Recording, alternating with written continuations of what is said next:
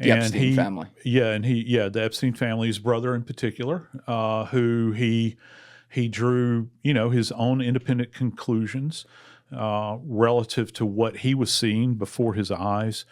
He did not arrive at the same conclusions that the chief medical examiner, Dr. Sampson, I think is her name, for the OCME in New York came to.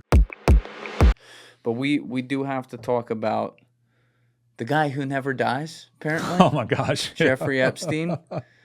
I have obsessively studied this case. Really? For I didn't 6 think years. that. Really? Oh, yeah.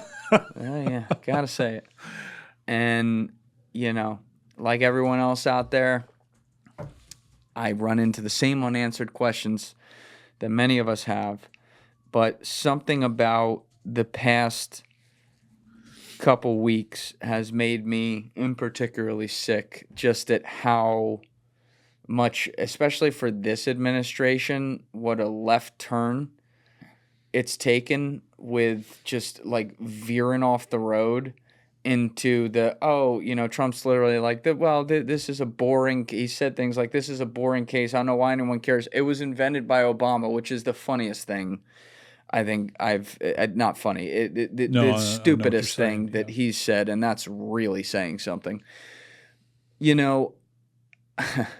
Jeffrey Epstein was seen around a lot of people, and unfortunately he was quite good at it. Eventually he did himself in because he got a little bit of fame and I guess fell victim to the same thing a lot of people fall victim to. He liked it and felt like he was invincible, and luckily, some great detectives in Florida were able to catch him, and then he got this crazy sweetheart deal, but, eventually gets taken down. The problem is that we never get to hear from him because, of course, he dies mysteriously in prison. But you're talking about a guy who ran into circles just to say he ran into circles, which means that there are plenty of people that he just took a picture with one time who didn't even know him, but just happened to be at the same place, who will have to answer for that for the rest of their life. And those people, of which we're not even sure who's who, I empathize with that. That's a bad place to be. But then there's people, powerful people, cross-culture, industry, whatever, who he was friends with and who did spend time with him. And you know what? Some of them, they might have not been spending time with 25-year-old models either, dare I say. They might have been full-blown like him, and I don't need to paint that picture. I think everyone knows what I'm talking about. But it has been particularly galling to see the complete denial of Trump and I guess the people around him who might be being told what to do. So I don't even know what to think of that. That's happened. And we've seen the twist of the knife happen even more when the one thing they are claiming to be transparent about after telling us these files don't exist, which is total bullshit, is they're like, well, here's the video we were telling you about of Epstein in prison. And this is proof he killed himself, where you don't see anything. You see a guy on a grainy screen walk back off camera somewhere into the prison. And, oh, by the way, the DNA of, the technological world, which is metadata, Joe Deep's term, not mine. I mean, that's brilliantly put. So let's give you some credit Joe. There. As if we're not going to figure out, the public's not going to figure out on publicly available video as you made it, that there's 3 minutes missing. It's just galling. Yeah. And you have looked at this case for a long time from the perspective of your expertise, which is, as I said, you have a guy that the government alleges killed himself in a jail cell. Mm-hmm. And according to the evidence that you found, the images that Joseph showed me off camera, I'm not going to show on video because then this video will get demonetized. But you can find it online if you type in some of it. At least you can type in 60 Minutes, Epstein, and it's autopsy. everything I've seen is actually, and this is from several years ago. There are multiple screenshots that are out there of what, of this information that 60 Minutes had come into years ago. And then you couple that with what Dr. Bodden said, because he was present, at the examination, the postmortem examination, at the behest, by the way, of the family. He was there representing the family. The Epstein family. Yeah, and the Epstein family, his brother in particular, who he drew, his own independent conclusions relative to what he was seeing before his eyes. He did not arrive at the same conclusions that the chief medical examiner, Dr. Sampson, I think is her name, for the OCME in New York came to. And I got to tell you, if I'm listing in any direction, it would have to be toward Dr. Bodden.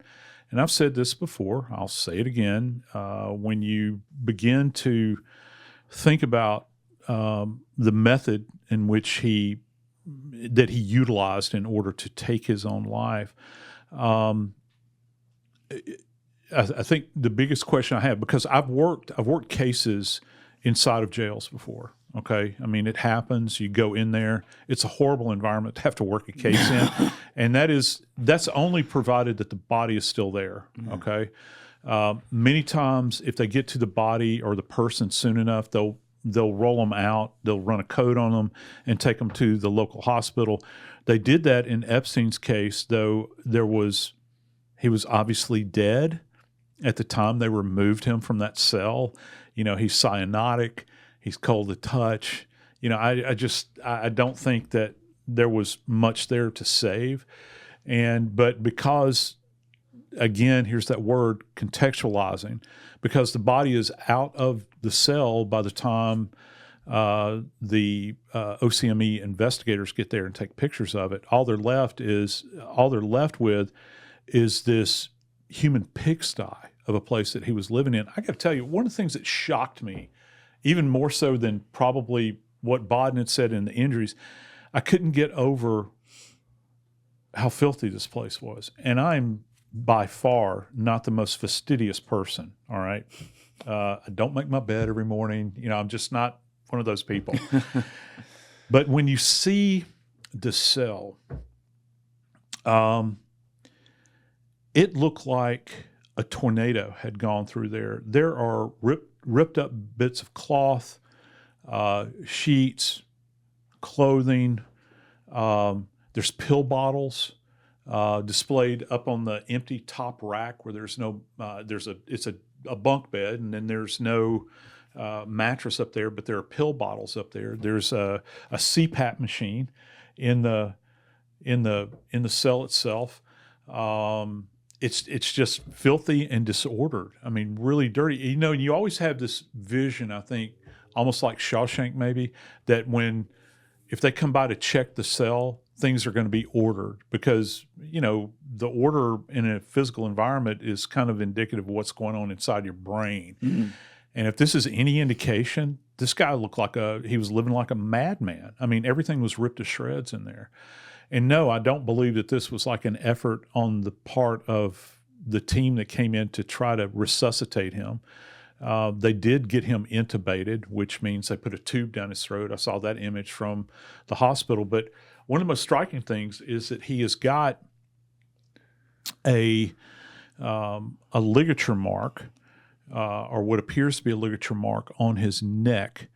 And if you look at it closely, it almost looks like it's been potentially readjusted a couple of times. Readjusted? Yeah. They're kind of overlapping. It looks like two separate marks on one level.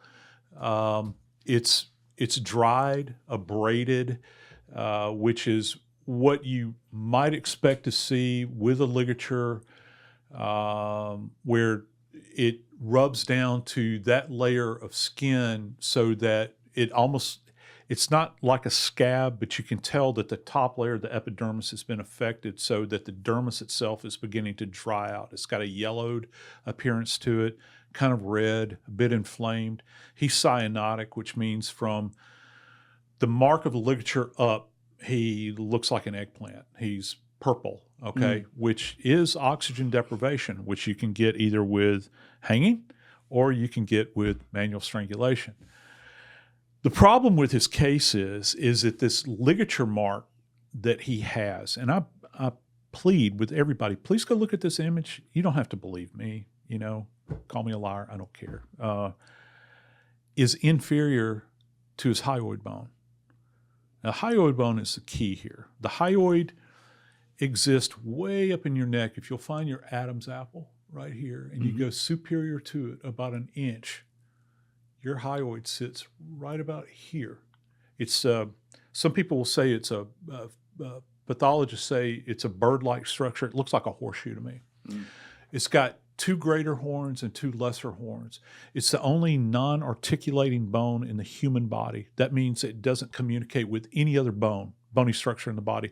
The sole purpose of the hyoid is to anchor the tongue in the back of the throat. Mm. That's why it's there. Well, the right greater horn of Epstein's hyoid is snapped. It's fractured. You don't commonly see that in hangings. Commonly. Right. You don't commonly see that. No, you do not. You see that in manual strangulations, okay? Because you have to go so high up like this in order to facilitate it. You would... there's a couple of different strangulations. Okay, I'm just going to give you a brief. Sorry. Don't follow these directions out there, people. Don't. This is educational, not inspirational. Yeah, and I'm talking about from a homicidal standpoint. So there you go. I've qualified it even further. Actually, Joseph, can we just switch out Joe's computer real fast? Absolutely. And then we'll do this full explanation. Can I go to the restroom real quick? Absolutely. We'll be right back. Yeah. All right, we're back. What was that? You were just about to take us through the multiple forms of strangulation, I think it was, right? Yeah, and so when I'm right now, as I'm talking to you, you know, everybody's made a big deal out of Epstein, and this is something other than a suicide, all right?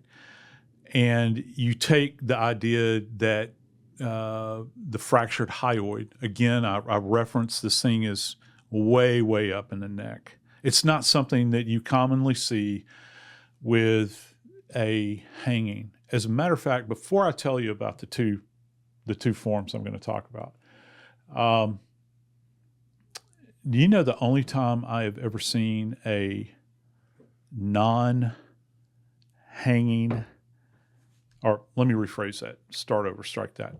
The only time I have ever seen a fractured hyoid as a result of something other than a manual strangulation, I had a guy that went over an off-ramp on I-10 in New Orleans in like a 1967, 68 Pontiac that had the gigantic steering wheel. He was not belted. He went over 3 stories, dropped, and his throat hit the steering wheel at the 12 o'clock position right here, and it fractured his hyoid.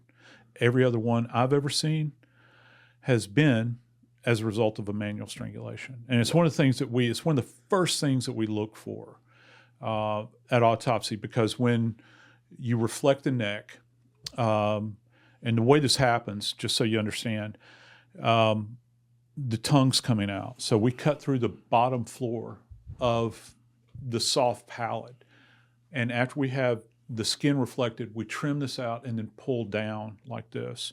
The tongue comes out with the trachea. The esophagus is there. You get further down, you've got the aorta that branches off of the heart. But anyway, through this area, so we're going to look at everything that's called en bloc, and we're going to look at this thing en bloc and take a look at it.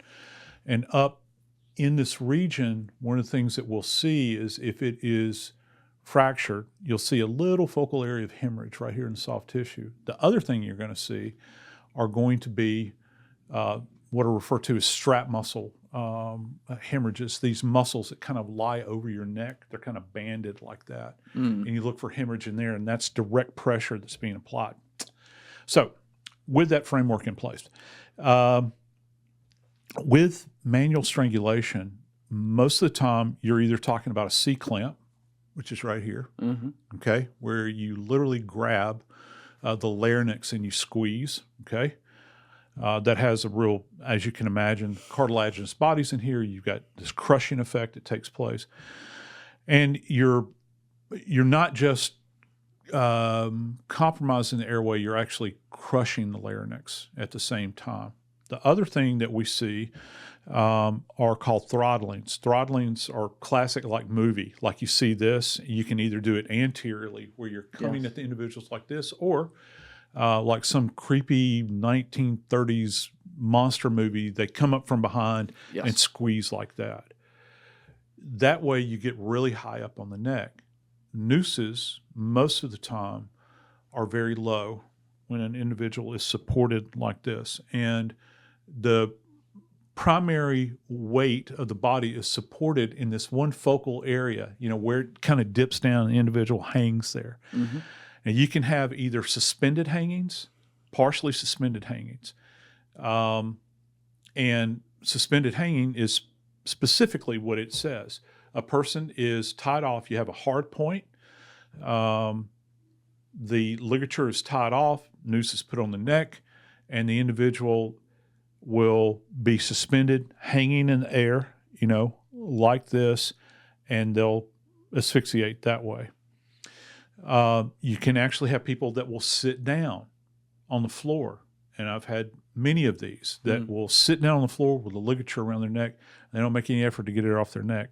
They have tremendous will in order to follow through with this. It does happen. Isn't that how Robin Williams did it? Yeah, his was attached to a doorknob. Mm-hmm. By the way, probably arguably one of the most well-written medical legal death reports you'll ever read in your life. Williams.